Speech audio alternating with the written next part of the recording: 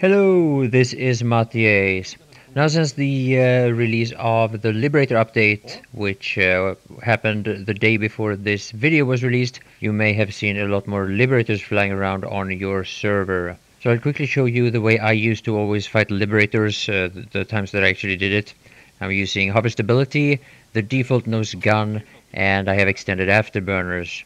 First of all, I want to let you know that if you see a Liberator flying this way and you hear those Dalton shots and see them coming really close to you, then you are probably up against a very experienced Liberator crew, and you may want to think twice whether or not you want to continue engaging the way I'm doing here. However, if you do take these kind of fights, do not expect to survive them. There are good Liberator crews on all servers I've played on, and this is in many situations just suicide. Now in this fight I was able to get into the fight with full afterburners, and I was able to get into hover mode before I was in real danger. I also was good on my acquisition timer and my resources, so had I died I could have just respawned. So now the second fight is also from pre-patch, and you might wonder what the relevance is since the Liberators function a little bit different now. Well, I'll try to upload some more videos about that the moment I have it. But the thing is that I also use lock-ons and coyotes a bit now lately, since they are also relatively new into the game, and I will also probably be on the other end of these kind of fights for a while. But if you want more stuff like this, I will of course make sure that it happens.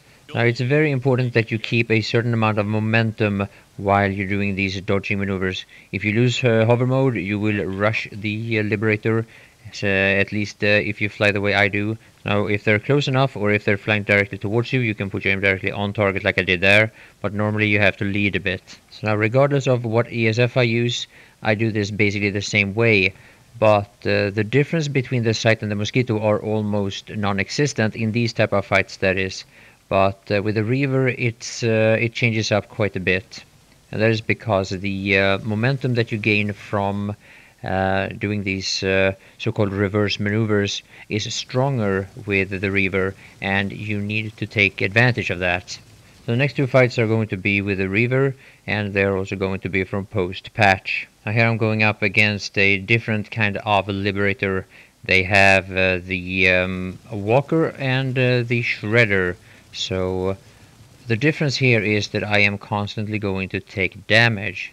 I'm also making a couple of mistakes here. I could have maintained a bit more momentum, and here I'm already down to half HP. So now after the patch, the tail gunner can now turn his gun in a wider angle. Therefore they can maintain their damage where they before patch was unable to do so. Like I said in the earlier part of the video, once you have your opponent a bit away from you, you have to lead a bit. And I have now my particle set on medium, so the traces are not as visible at this range. But the bigger problem here is that the sun is, well, making it impossible to see them anyway.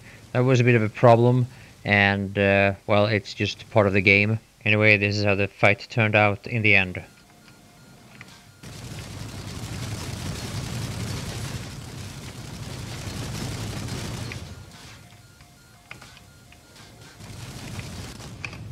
Yeah, 26 and 19% damage. I don't think so. I had full HP when I went into the fight, and I fire suppressed once. Now speaking of the fire suppression, it is not fully upgraded on my Reaver. I don't have the certs to spend. I would have had though, but I decided to spend those certs on my Max actually, because a lot of you guys have asked me to upload some Max gameplay. So hopefully that will be coming, but I'm not really sure when. So for the last fight, I'll just want to show you one specific maneuver that actually might help you quite a bit against Liberators.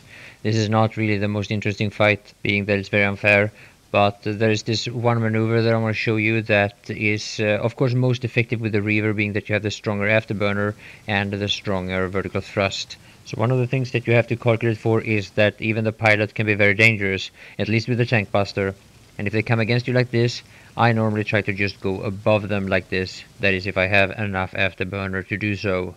So anyway, completely unrelated, but my NC Max. I have recently spent quite some search into this due to the requests from my earlier TR and VS Max videos, and I still don't have the weapons that I want to try out, which is the Hacksaw and the Mattock. But we'll get to that eventually. So thank you all for watching, and bye for now.